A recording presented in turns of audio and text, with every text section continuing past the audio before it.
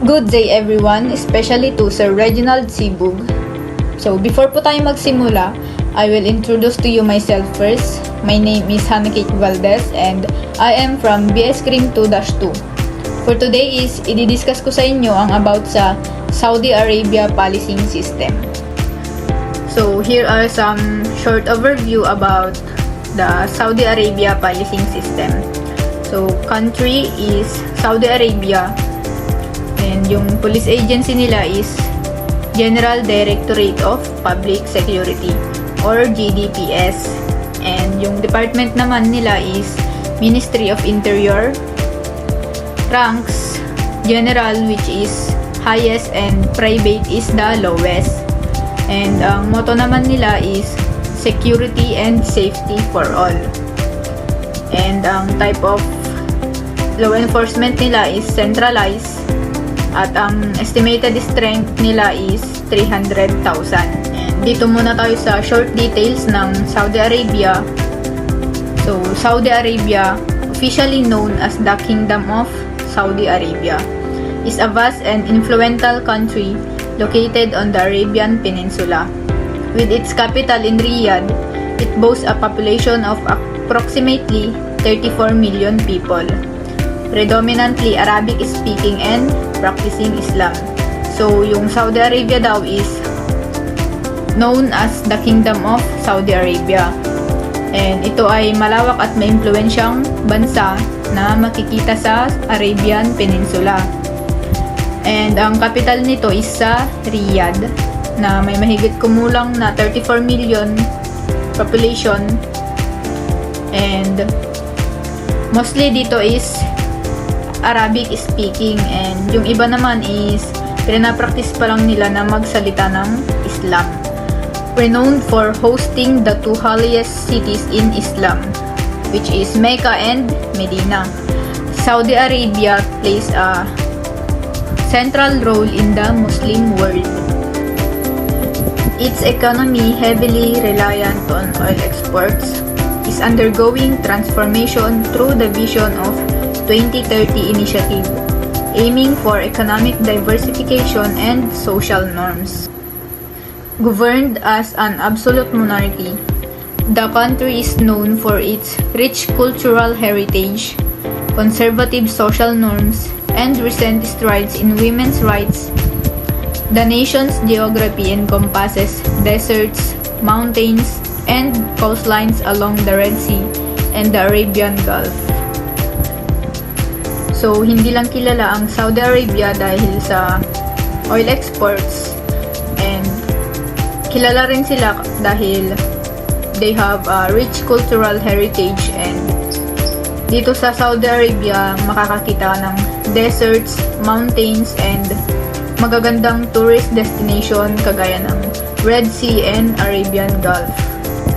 So, proceed tayo sa next slide, which is yung logo ng GDPS.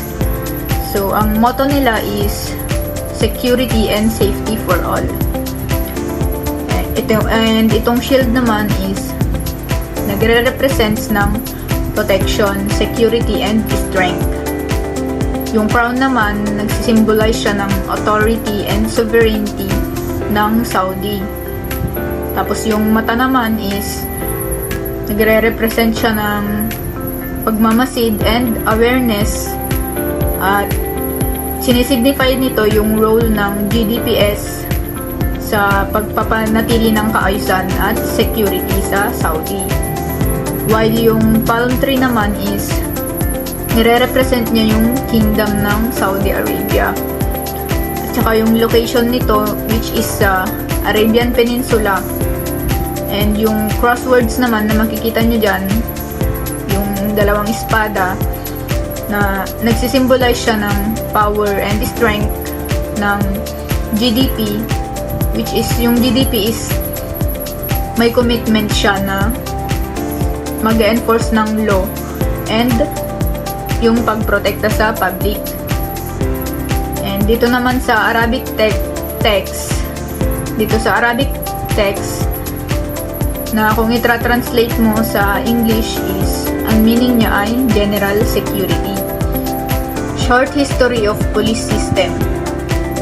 the policing system in Saudi Arabia has undergone significant changes over the years. Here is a brief history. So, number 1, traditional policing. Before the establishment of modern law enforcement agencies, Saudi Arabia relied on traditional methods of maintaining law and order. Each locality had community elders and watchmen responsible for resolving disputes and preventing crime. So, kung mapapansin nyo, yung traditional policing dito sa Saudi Arabia is kabaliktaran siya ng traditional policing natin dito sa Pilipinas. Yung traditional policing nila dito is meron silang watchman which is responsible siya sa pag-resolve and pag-prevent ng crime. While yung traditional policing naman sa atin is nagre-respond lang tayo sa crime kapag nangyari na. Founding of the kingdom and formation of the police force. Saudi Arabia was officially founded in 1932 by King Abdulaziz Al Saud. Established the first centralized police force called the Nizam to maintain security and ensure compliance with religious laws. The Nizam mainly focused on protecting key cities and enforcing moral codes.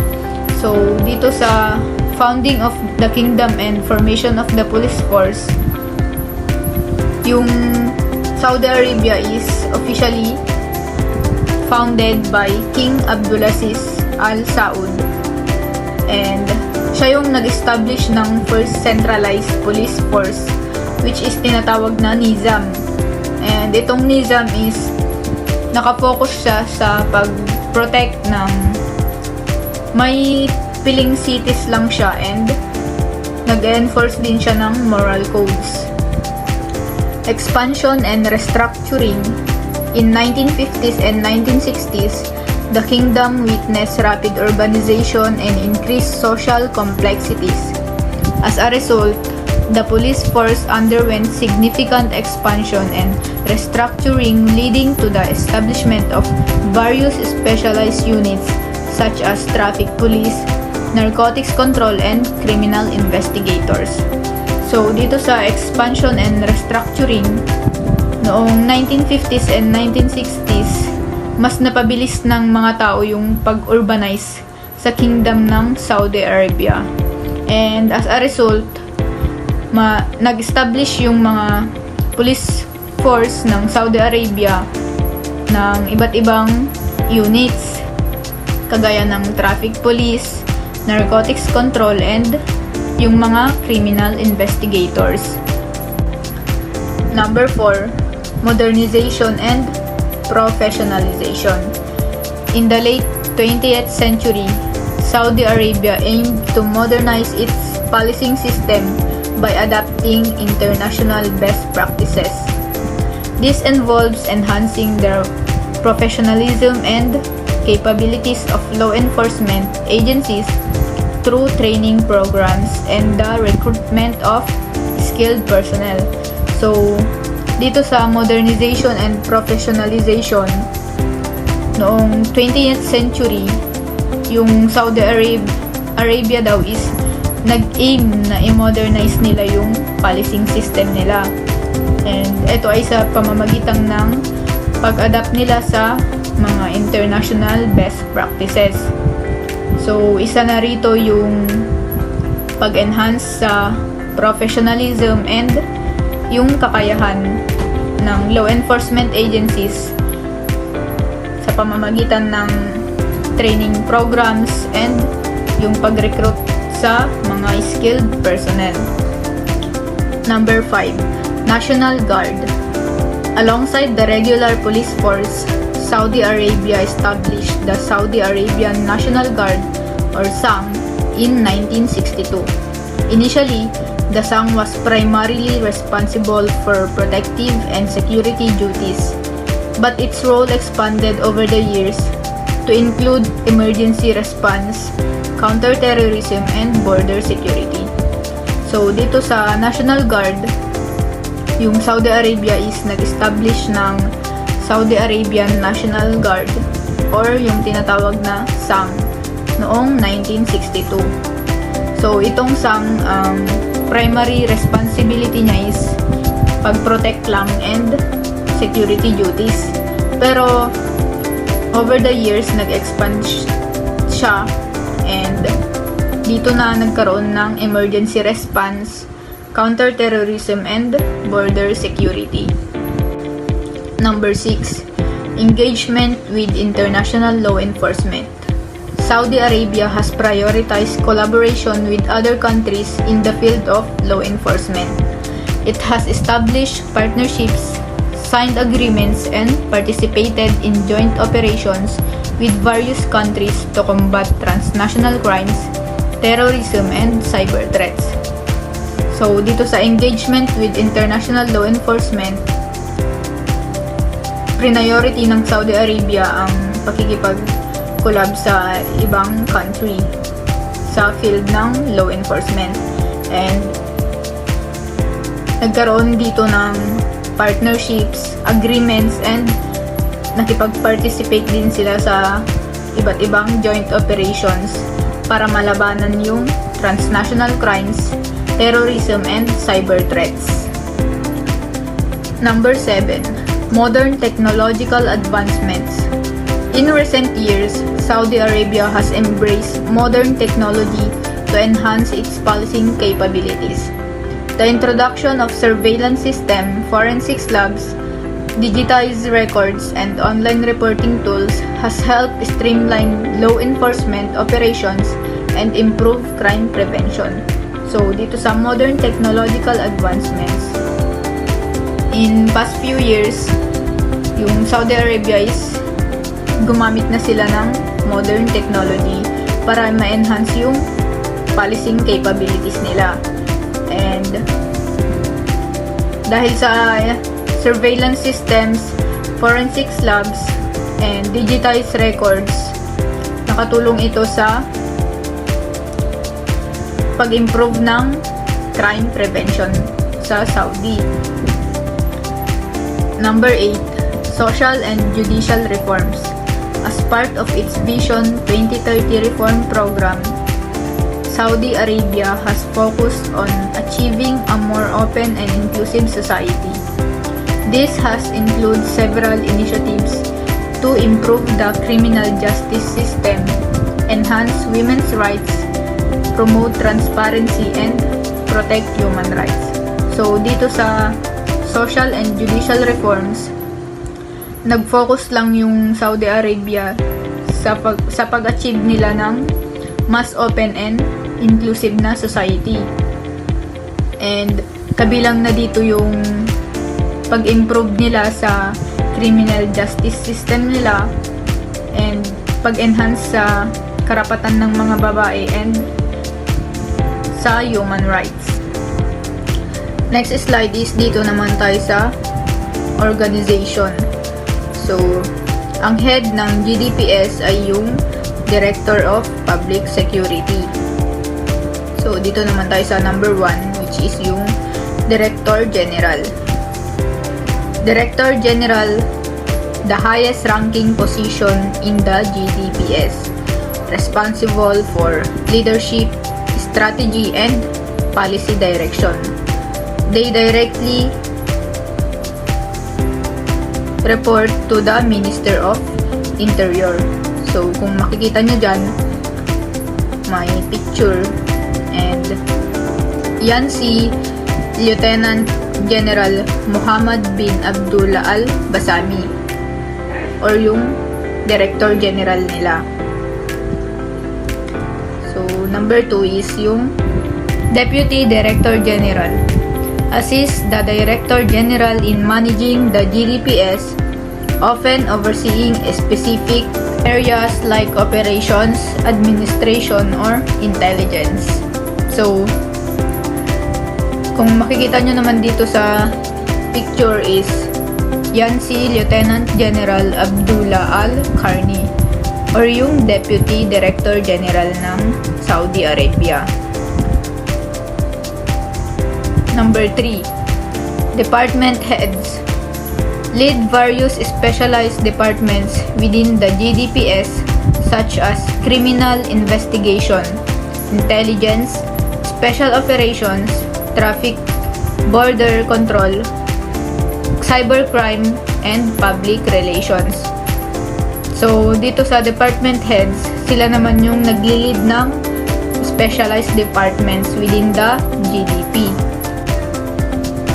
Number 4, regional or provincial commanders.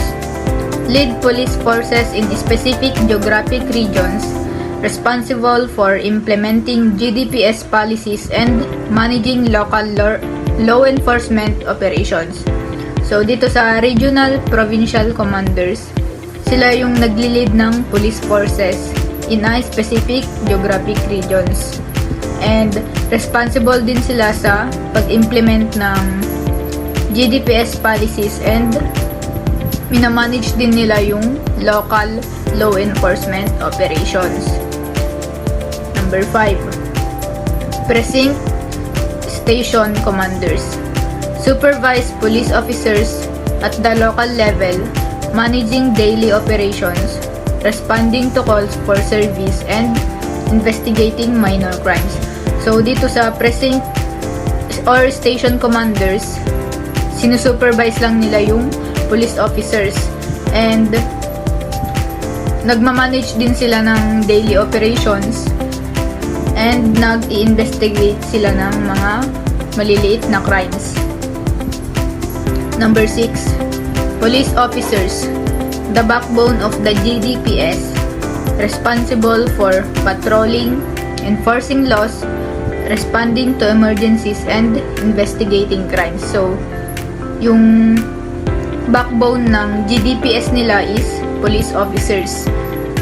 And responsible ito sa pagpapatrol, pag-enforce ng laws, and even yung pag-investigate ng mga crimes. Dito na tayo sa recruitment process for Saudi Police Force. So, number 1 dito is yung eligibility criteria. Candidates must be Saudi citizens aged between 17 and 35 with a minimum height requirement. They should possess at least a high school diploma and have a clean criminal record.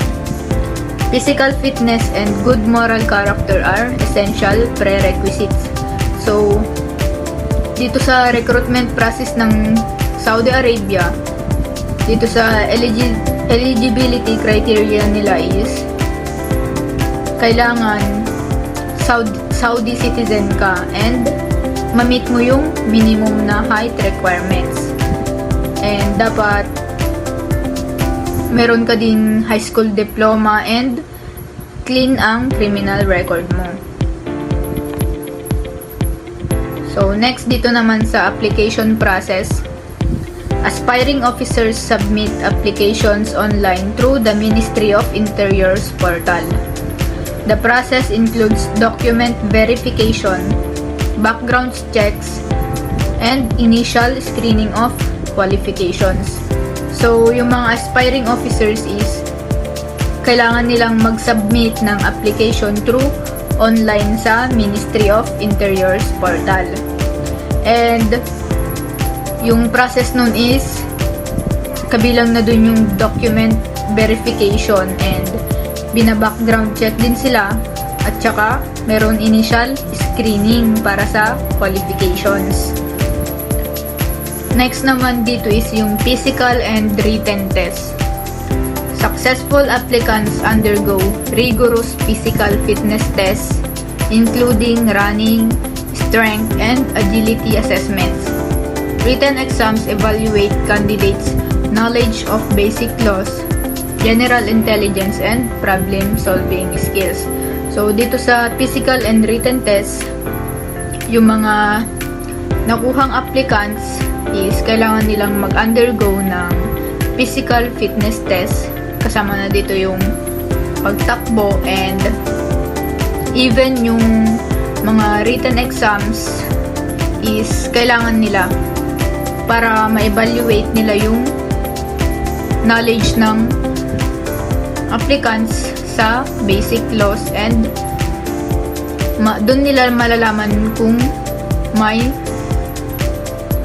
general intelligence sila or kaya nilang magresolba ng mga problema. Training Academy. Selected candidates enter a comprehensive training program at the King Fahd Security College or regional police academies. The curriculum covers law enforcement techniques, Islamic law, human rights, and practical skills required for policing in Saudi Arabia. So, proceed na tayo dito sa next slide, which is yung firearms, weapon, and equipment. So, unahin muna natin tong firearms. Saudi police officers are equipped with a range of firearms, including Glock 17 pistols as standard sidearms. For special operations, they may use Heckler & Koch MP5 submachine guns or M4 carbines. Sniper units are equipped with precision rifles like the Accuracy International Arctic Warfare. So, dito sa slide na to is makikita nyo yung Glock 19 pistol, Heckler & Koch MP5 and M4 carbine. So, yan yung mga tsura nila. Next, non-lethal weapons. To minimize casualties, officers carry non-lethal options such as pepper spray, tasers, and rubber bullet guns. These are used in crowd control situations or when dealing with unarmed suspects. So, ginagamit tong mga non-lethal weapons na to sa mga unarmed suspects. So, alam nyo naman na siguro yung mga pepper spray, ganun. So, hindi ko na ipapakita. Next slide. Protective gear and technology. Officers are issued bulletproof vests, helmets, and riot shields for protection. Advanced technology like body cameras, handheld radios, and mobile data terminals in patrol vehicles enhance communication and evidence gathering capabilities. So, ganito yung itsura nila kapag naka-suot ng protective gear and yung mga technology. Next. So, dito na tayo sa Saudi Police Uniform and Insignia. So, unahin natin tong badge. The Saudi Police Badge features the national emblem, two crosswords with a palm tree. The symbol represents authority and the Islamic heritage of the kingdom. So, makikita nyo naman dito yung badge. And, etong dalawang crosswords na may palm tree is nagre-represents ng authority and yung Islamic heritage ng Kingdom of Saudi Arabia. So, next slide is uniform. The standard uniform consists of a khaki shirt and trousers for regular duty. Formal occasions call for a white shirt with dark green trousers. Desert patrols may wear camouflage patterns suitable for the terrain. So, ayan yung standard uniform nila sa Saudi Arabia. Next, rank insignia. Rank is displayed on epaulets and sleeve cuffs. Lower ranks use chevrons, while higher ranks feature stars or crowns. The color and arrangement of the symbols indicate the officer's position in the hierarchy. So, ayan, tignan nyo na lang dito yung mga ranks nila.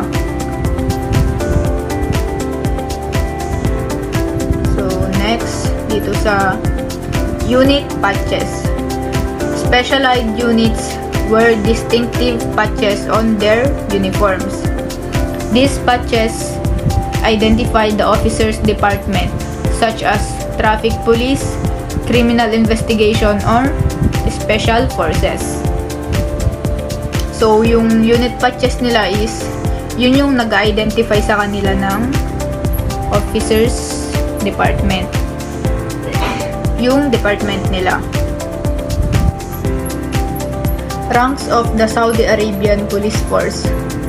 The ranks of the Saudi Arabian Police Force, also known as the General Directorate of Public Security or GDPS, are First Lieutenant, Captain, Major, Lieutenant Colonel, Brigadier General, Lieutenant General, and General. So, dito na tayo sa best practices nila. And unang-una dito is yung reporting violators. The public can call 911 in Makkah, Riyadh, and the Eastern Region, or 999 in the rest of the kingdom to report violations of residency, work, and border security. So, kung may mga nag-violate, lalong-lalo na yung border regulations nila is hindi nasunod, pwede silang mag-report and pwede na lang tawagan yung 911 sa Makkah, Riyadh, or yung 999 sa Eastern Region ng Kingdom of Saudi Arabia. No entry or remain for visit visa holders in Makkah.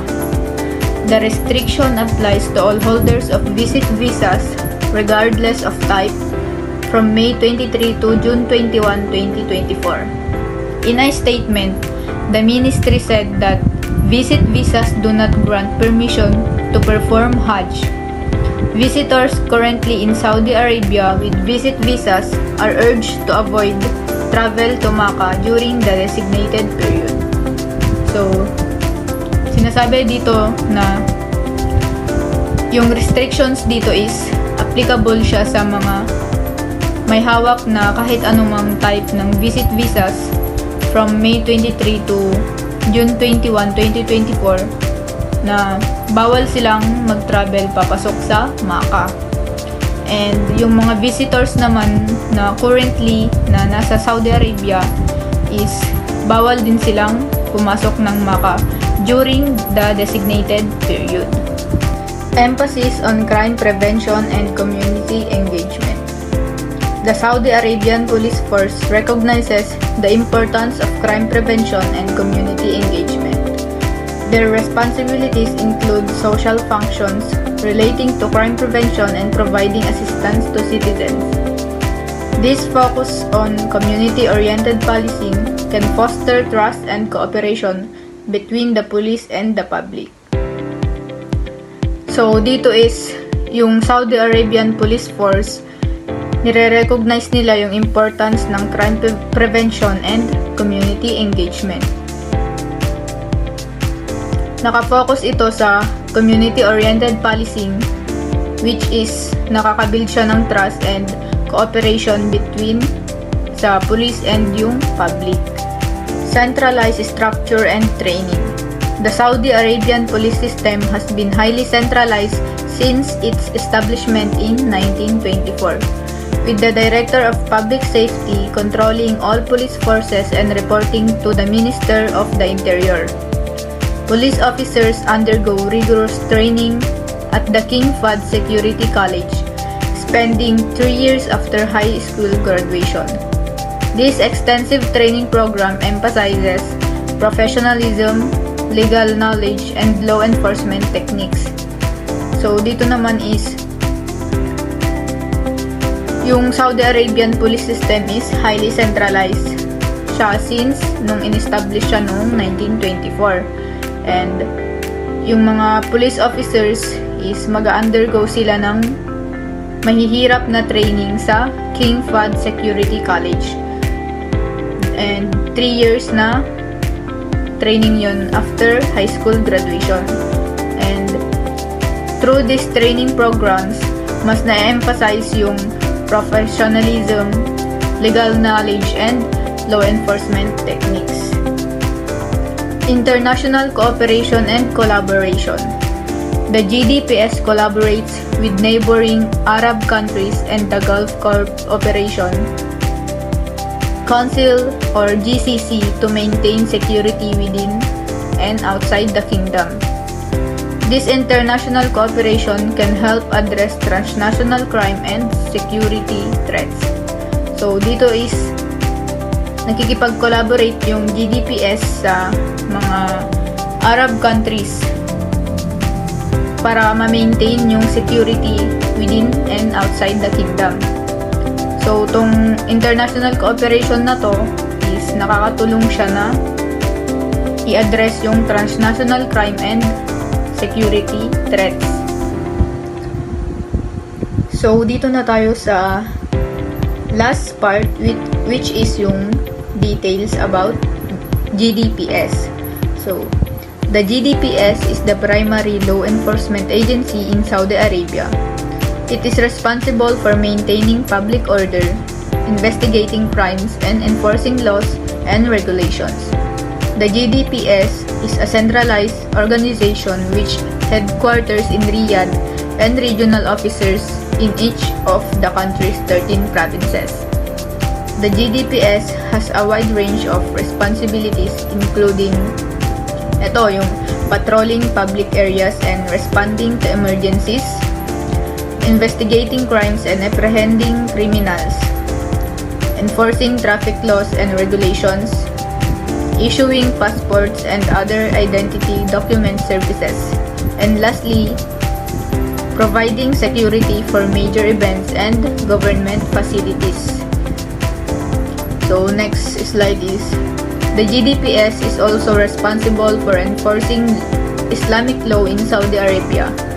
This includes enforcing dress codes, preventing public displays of affections, and ensuring that business are closed during prayer time. So sinasabi dito na yung GDPS is also responsible din sila sa pag-enforce ng Islamic law sa Saudi Arabia. And kabilang na dito yung pag-enforce nila ng dress codes and pag-prevent nila sa public display of affection or yung sinasabi nila na PDA. So next is, the GDPS is a modern and well-equipped police force. It has access to state-of-the-art technology and equipment, and its officers are trained to the highest standards. The GDPS is also committed to community policing and working with the public to prevent crime and build trust. So, in addition to the GDPS, there are a number of other law enforcement agencies in Saudi Arabia, including Mutawin or yung tinatawag nila na religious police. So, dito is responsible sila sa pag-enforce ng strict religious customs of Sharia law. Mostly, itong mga Mutawin is makikita nyo sa mga lansangan and they have the right na mang-aresto na kung sino man ang lumabag sa batas ng Islam. Example nito is yung babae na may hindi kaaya-ayang suot and yung paghalo ng babae at mga lalaki and yung pagdiriwang ng mga fiesta, ganun. Yun yung mga inaaresto nila. And ilan pa sa mga case is yung mga nakikita nilang lumalabag sa batas is ang ginagawa nila, pinapalo nila or maari nila itong mapatay. Next is special forces. These units are trained for specialized operations such as counter-terrorism and hostage rescue. So, ito yung special forces nila. And ito yung mga na-train para sa specialized operations.